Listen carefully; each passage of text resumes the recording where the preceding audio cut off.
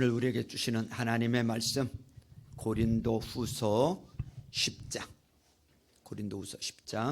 12절로부터 18절 오늘까지 새 들어서 다른 데 본문을 가지고 말씀을 좀 보고요, 다음 주부터는 다시 사도행전으로 돌아가서 차근차근 강해해 나가도록 그렇게 하겠습니다. 제가 가지고 있는 성경으로 357면입니다. 찾으신 분들은 기록하셔서 고린도후서 10장 12절로부터 18절까지 같이 주님이 주신 말씀으로 읽겠습니다. 시작. 우리는 자기를 내세우는 사람들과 같은 부류가 되려고 하거나 그들과 견주어 보려고 하지 않습니다. 그러나 그들은 자기를 척도로 하여 자기를 재고 자기를 기준으로 하여 자기를 견주어 보고 있으니 어리석기 짝이 없습니다. 우리는 마땅한 정도 이상으로 자랑을 하려고 하지 않습니다.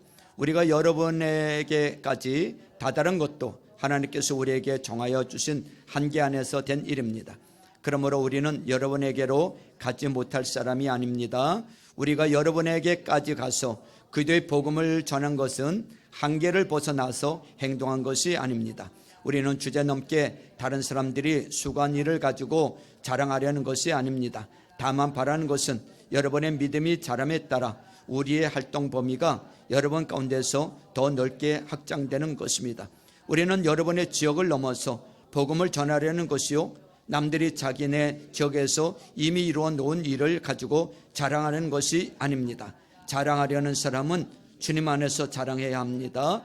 참으로 인정을 받는 사람은 스스로 자기를 내세우는 사람이 아니라 주님께서 내세워주는 사람입니다. 아멘.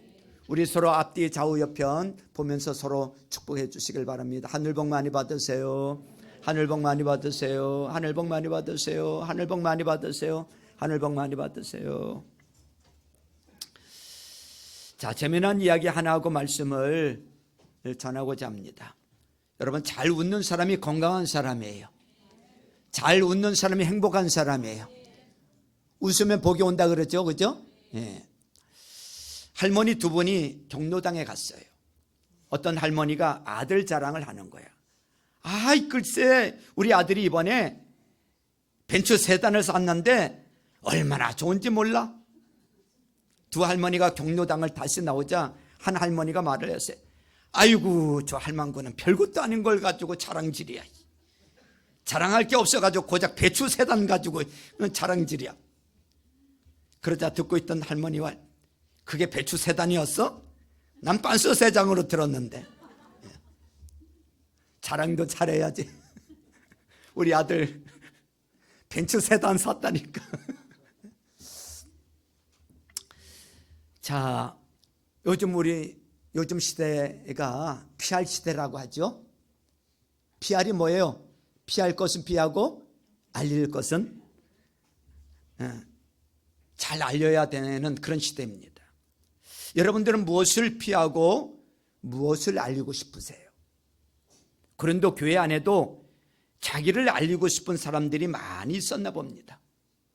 오늘 본문 13절에 보세요. 13절에 보니까 우리는 마땅한 정도 이상으로 이렇게 말을 했는데, 다른 말로 하면 우리는 분수 이상으로 자랑을 하려고 하지 않습니다. 이렇게 말하고 있어요. 또 15절에 보세요. 우리는 주제 넘게 이렇게 말했는데, 우리는 분수에 맞지 않게 다른 사람들이 수고한 일을 가지고 자랑하려는 것이 아닙니다. 이렇게 말하고 있어요. 여러분, 마땅한 정도에 맞게, 주제에 맞게, 분수에 맞게 자랑하기는요, 쉽지 않은 일이에요. 차라리 어떤 자랑이든 하지 말라고 하기가 쉽지요. 적당히 분수껏 자랑하라는 말은 어려운 주문이에요. 여러분은 주변에서 자기 분수를 알고 분수 이상을 자랑하지 않는 사람을 보신 적이 있습니까? 여러분, 우리는 한 번 자랑을 늘어놓기 시작하면 절제하기가 쉽지가 않아요. 또 어떤 사람은 자랑하고 싶어서 견디지 못하는 사람이 있어요. 자랑하고 싶어서 너무 좋아가지고 자랑하고 싶어서 입이 간질간질해서 입에 담고 있지는 못해요. 속에 담고 있지는 못해요. 자랑을 해야 되는 거야. 사람이 자랑하다 보면 좀 부풀려지게 돼 있습니다. 뻥튀기게 돼 있어요. 응? 또 사람들은요, 그렇게 뻥튀기 잘하는 사람을 또 좋아해요. 자랑할 것이 있으면 속 시원하게 자랑하고 주변 사람들로부터 칭찬이나 박수를 받는 것이 좋지 않을까요? 근데 분수껏 적당히 자랑하라는 것은 처음부터 시작하지 않는 것이 낫습니다. 그렇다면 바울이 권면한 분수 이상의 자랑을 하지 말라는 의미는 무엇일까요? 한마디로 주님께서 칭찬하시고 주님께서 자랑할 만한 성도가 되라는 거예요. 에? 자기 자랑대로 놓지 말고 주님께서 칭찬하시고 주님께서 자랑할 만한 성도가 되라는 거예요. 그게 18절이에요. 18절 보세요. 자, 17절부터 볼까요? 17절부터 같이 읽죠. 시작. 자랑하려는 사람은 주님 안에서 자랑해야 합니다. 참으로 인정을 받는 사람은 스스로 자기를 내세우는 사람이 아니라 주님께서 내세워주는 사람입니다. 그랬어요. 스스로 자기를 내세우는 사람이 아니라 누가? 주님께서 내세워주시는 사람이 돼야 된다는 것입니다. 사람에게 칭찬과 자랑거리가 되려고 자기를 과도하게 드러내지 말라고 예수님께서 칭찬과 자랑하시는 자가 되도록 힘쓰라고 말씀하고 있어요. 응? 내가 내 자랑과 칭찬을 다 해버리면 여러분 주님께서 칭찬할 게 없잖아요. 주님께서 칭찬하시고 자랑할 것이 있어야 복을 받게 될 줄로 믿습니다. 사람에게 자랑거리로 높여지고 칭찬의 대상이 되어서 박수를 다 받아버리면 이 땅에서 다 칭찬받고 다 박수받고 보상 받으면 하나님 앞에 가서 받을 게 뭐가 있어? 이미 다 받아버렸는데. 사람들은 이 땅에서 다 보상받기를 원해. 다 칭찬받기를 원해. 다 알아주기를 원해. 여러분, 그러면 하나님 앞에 가서 받을 게 뭐가 있어? 이미 다 받아버렸는데. 그렇다면 주님께서는 어떤 사람을 칭찬하시고 자랑스럽게 여기셨을까요? 여러분, 복음서 안에 보면 이런 분들이 너무도 많지만 저는 마태복음에서 한 4사람 정도를 좀 살펴보고자 해요. 예수님께서 어떤 사람들을 칭찬하시고 자랑스러워했는지 마태복음에서 4사람을 좀 소개하고자 합니다. 자, 첫 번째 사람은 가나안 여인입니다. 마태복음 15장에 나오는 이야기예요. 어느 날 예수님께서 두로와 시돈 지방을 가셨어요. 그때 가나안 이방 여인이 예수님께 와서 내 딸이 흉악게 귀신 들렸으니까 고쳐달라는 거예요. 간청을 하고 있습니다. 그때 예수님이 아무 반응을 하지 않자 뒤에서 소리를 질러요. 다윗의 자손 예수여, 나를 불쌍히 여기소서. 그때 예수님께서 나는 이스라엘 집에 잃어버린 양 외에는 다른 데로 보내심을 받지 않았다고 하십니다. 거절을 해요. 뭐예요? 민족적인 차별이에요. 그래도 이 여인은 와서 예수님께 무릎을 꿇고 저 좀 도와달라고 합니다. 그러자 이번엔 예수님께서 자녀의 빵을 취하여 개들에게 던짐이 마땅하지 않다고 개 취급을 합니다.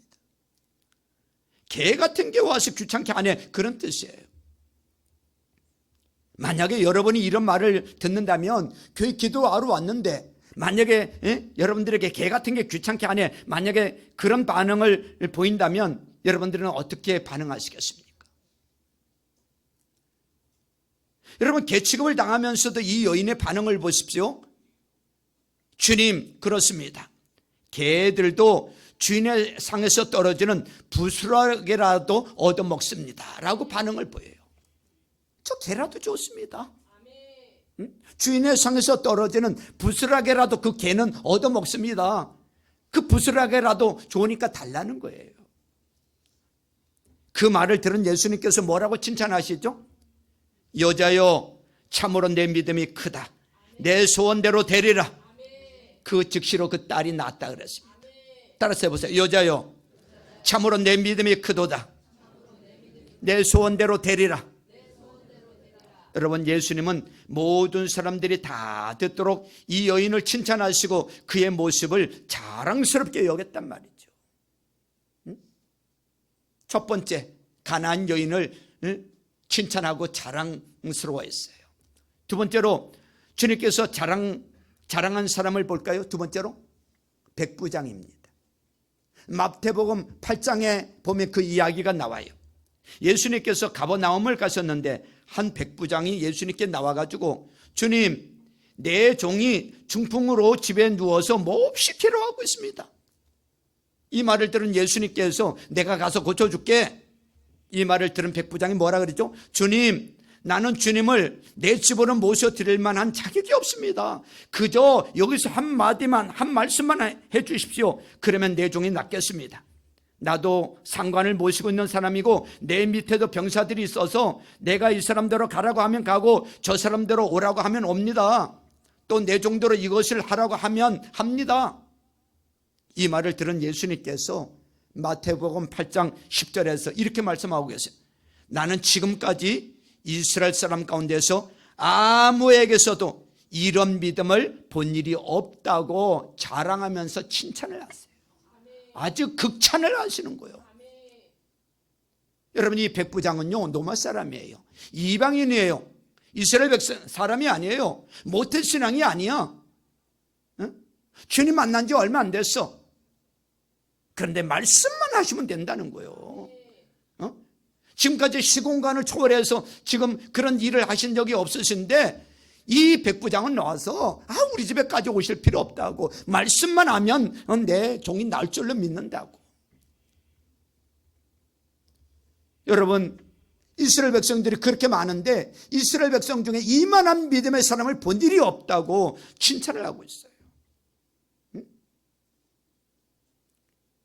여러분, 올 한 해는 우리도 이런 백부장과 같은 이런 믿음의 소유자가 되어져서 우리도 예수님 앞에 좀 자랑거리가 되고 칭찬을 받는 사람들 될 수 있기를 주님의 이름으로 축원합니다.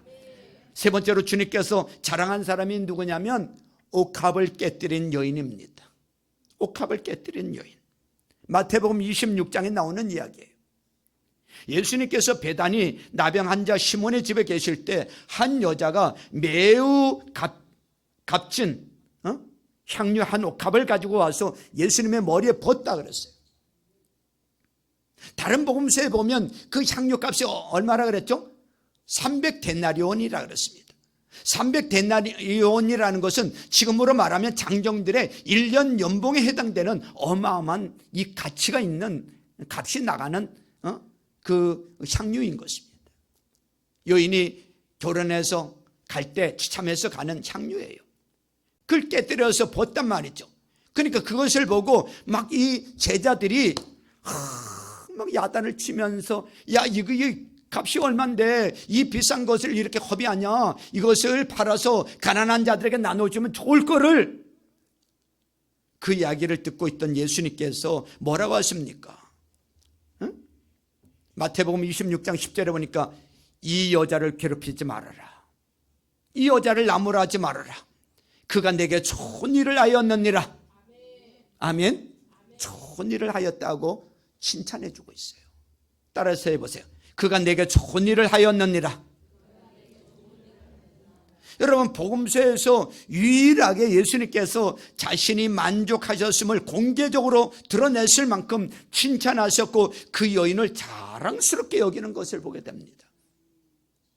그래서 이 이야기를 사복음서에 다 기록이 되어 있고요, 내가 올 때까지 이 여인이 증거되도록 하라고 해서 오늘도 증거되고 있는 거예요. 이 여인에 대해서.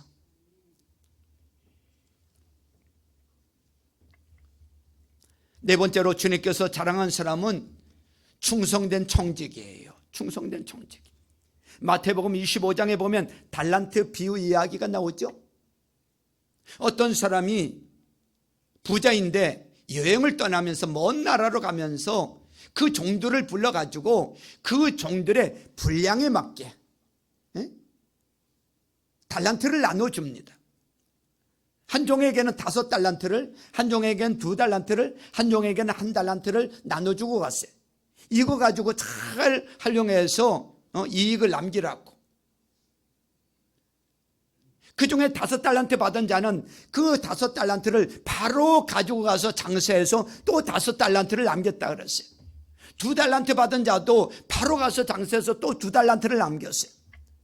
그런데 1달란트 받은 자는 게으르고 나태하고 에이 이거 가지고 뭐해 라고 생각하고 그것을 땅속에 파묻어 두었다 그랬습니다. 활용하지 않았어요. 쓰지 않았어요. 우리 하나님께서 우리에게 다 각자의 분량에 맞게 어떤 사람에게는 5달란트, 2달란트, 1달란트 다 줬어요. 다 줬어. 달란트 안 받은 사람 없어요. 분량에 맞게 다 주셨어. 그러면 그 분량 가지고 그 분량만큼 충성하면 되는 거야. 남하고 비교할 필요가 없어. 그 5달란트가 어느 날 이제 주인이 와서 여러분 결산을 합니다. 결산을. 여러분 이거 잊지 마셔야 돼. 때가 되면 여러분 반드시 결산할 날이 다 옵니다. 개인적인 종말이든 주님 예수님께서 재림하셔서 역사적인 종말이든 우리는 하나님 앞에 서서 여러분 결산할 날이 반드시 옵니다. 5달란트 받은 사람이 5달란트를 가지고 와서 주인님 내게 5달란트를 맡겼었는데 보십시오 5달란트를 더 벌었습니다. 이 말을 들은 주인이 말하기를 마태복음 25장 21절에 보니까 잘했다. 착하고 충성된 종아 내가 적은 일에 충성하였으니 이제 내가 많은 일을 내게 맡기겠다. 와서 주인과 함께 기쁨을 누려라. 똑같이 충성했던 2달란트 받은 자에게도 똑같이 잘했다고 칭찬해 주세요. 여러분 잘했다고 칭찬과 격려를 아끼지 않으셨고 주인의 즐거움에 참여할 만큼 자랑스럽게 여기시며 칭찬해 주셨어요. 우리에게도 하나님께서 맡겨주신 그 달란트만큼 그 분량만큼 올 한 해도 잘 충성하여서 올 한 해 우리 모두 주님 앞에 내어놓을 수 있는 열매들이 다 있기를 주님의 이름으로 축원합니다. 다 잘했다고 너 참 잘했다. 김 목사에 잘했다. 김 집사에 잘했다. 권사에 잘했다. 그런 칭찬을 받을 수 있는 주님의 자랑이 되어지는 모든 분들 될 수 있기를 주님의 이름으로 축원합니다. 여러분 주님께서 자랑한 사람 이 4사람을 살펴보았는데 이들이 예수님의 칭찬과 자랑이 된 이유가 있어요. 예수님의 칭찬과 자랑이 된 이유가 있단 말이죠. 한 3가지 이유가 있어요. 예수님께 칭찬받는 일이 결코 쉬운 일이 아니라는 걸 아셔야 돼요. 예수님께서 자랑스러워하는 성도가 되는 것은 더더욱 어려운 일이에요. 예수님께서 칭찬하셨다면 분명한 이유가 있다는 걸 아셔야 돼요. 3가지 이유가 있어요. 첫 번째 이유가 이들은 자신을 드러내지 않았다는 거예요. 뭐 했다고요? 자신을 드러내지 않았어. 이들의 공통점은 주님 앞에서 자신의 존재를 끊임없이 낮췄다는 거예요. 종으로 여겼다는 거예요. 끊임없이 낮췄어요. 아브라함이 그랬고요, 모세가 그랬고요, 다윗이 그랬고요, 욥이 그랬고요. 자신을 종이라고 표현하고 있어요. 자신의 위치나 명예, 업적 어느 것 하나도 자랑하거나 내세우지 않았어. 사람들은요 조금 남보다 잘나고 뛰어나고 뭔가 업적을 남기면요 뭔가 알리려고 그냥 자랑하게 바쁘죠. 그런데 이들은요 자신을 드러내려고 하지 않았어. 두 번째 이유는요 주어진 시련과 문제를 당연한 것으로 여겼다는 거예요. 따라서 해보세요. 주어진 시련과 문제를 당연한 것으로 여겼다. 여러분 주어진 시련과 문제를 당연한 것으로 여기기가 쉽지 않아요. 구약의 욥기를 보면요 여기 보세요. 구약의 욥기를 읽어보면 하나님이 이 욥을 사탄에게 대놓고 자랑을 해버려. 그래 안 그래요? 1장에 보면 1장 8절에 보니까 주님께서 사탄에게 말씀하셨다. 너는 내 종 욥을 잘 살펴보았느냐? 이 세상에는 그 사람만큼 흠이 없고 정직한 사람, 그렇게 하나님을 경외하며 악을 멀리한 사람은 없다 라고 사탄에게 대놓고 자랑을 해요. 욥을. 응? 너무 부럽잖아요. 응? 나도 하나님의 자존심 내세우시듯 자랑하실 사람이 될 수 있다면 얼마나 좋을까, 그런 생각을 해봤어요. 그런데 솔직히 말해 우리가 욥을 부러워합니까? 누구나 욥처럼 살고 싶을지는 몰라도 욥처럼 되고 싶지는 않을 거야. 욥이 당한 끔찍한 고난 따위는 너무나 싫어하지요. 요새처럼 총리된 건 좋아하는데 그 전에 감옥 들어간 것은 싫어하잖아. 그 과정은 싫어하잖아. 그런데요, 욥은요 그런 끔찍한 고난 가운데서도 욥은 어떤 상에서도 원망하거나 불평하지 않았다는 거예요. 따라서 해보세요. 원망하거나 불평하지 않았다. 사람들은요, 여러분 이런 시련과 문제를 만나면요 대부분 원망하고 불평해요. 당신 때문이야. 원망하고 불평하고 다른 사람에게 원인 전가하고, 그리고 낙심하고 절망해. 낙심하고 절망한다고. 여러분, 그런데 이 욥은요 시련을 문제 삼지 않고 시련을 이겨내려는 적극적인 자세를 가졌다는 것입니다. 앞에서 살펴본 가나안 여인도 그런 사람이잖아요. 그런 시련이 있었어요. 모욕을 당했어요. 그럼에도 불구하고 그 문제를 해결받기 위해서 여러분 뒤로 물러서지 않는 그 여인의 믿음, 주님이 그걸 보셨던 거예요. 세 번째 이유는 이들은 남들보다 뛰어난 믿음이 있었다는 거예요. 믿음. 남들보다 뛰어난 뭐가 있었다고요? 믿음이 있었어요. 남들보다 뛰어난 믿음. 그냥 되는 게 아니더라고요. 아브라함이 그냥 복을 받는 게 아니야. 이삭이 그냥 복을 받는 게 아니고, 야곱이 그냥 복을 받는 게 아니고, 모세가 그렇게 그냥 쓰임 받는 게 아니야. 남들보다 뛰어난 뭐가 있다고요? 믿음이 있어. 믿음. 히브리서 11장에 보면 그들의 믿음이 있었단 말이죠. 주님을 향한 변함없는 신앙과 자세와 자신을 아끼지 않는 헌신과 충성을 가진 자들이었단 말이죠. 여러분 보십시오. 예수님이 칭찬하시고 자랑스러운 자들은 모두 문제 해결과 더 나은 복을 누리게 된 줄로 믿습니다. 여러분, 칭찬이 해결이고요, 자랑스러움이 더 큰 복인 줄로 믿습니다. 사랑하는 성도 여러분, 지금 여러분은 누구의 칭찬을 기대하십니까? 누구의 칭찬을 기대하십니까? 누구에게 자랑스러운 사람으로 살아가고 있습니까? 예수님께서 어느 날 두 사람을 비유로 말씀을 전하신 적이 있어요. 두 사람, 바리새인과 세리에 대해서. 두 사람이 이렇게 기도를 합니다. 세리가 이렇게, 바리새인이 이렇게 기도해요. 하나님 감사합니다. 나는 남의 것을 빼앗은 적도 없고 불의한 자나 가난한 자와 같은 그런 사람들과 같지 아니하고 더군다나 이 세리와는 같지 않습니다. 나는 일해에 2번씩 금식하고 내 모든 소득의 11조를 바칩니다 하면서, 그는 큰 거리에서 사람들이 많이 왔다 갔다 하는 거리에서 경건한 모양을 보이면서 기도하면서 자랑을 합니다. 누구 자랑하고 있는 거예요? 지 자랑하고 있잖아요. 하나님 자랑하고 있는 게 아니야. 자기 자랑하고 있어요. 사람들 들으라고. 바리새인들은 지금 시선이 누구에게 가 있는 거예요? 사람에게 가 있는 거예요. 하나님을 의식하는 게 아니라 사람을 의식하고 있어요. 이에 비해서 세리를 보세요. 멀찍이 서서, 앞에도 나오지도 못해 멀찍이 서서 하늘을 우러러 볼 엄두도 못 내고 가슴을 치면서, 아 하나님 불쌍히 여겨주세요. 하나님 죄인으로서 하나님 긍휼히 여겨주세요. 그렇게 기도합니다. 세리는요 하나님께 시선을 두고 기도하고 있어요. 응? 하나님 불쌍히 여겨달라고, 용서해달라고.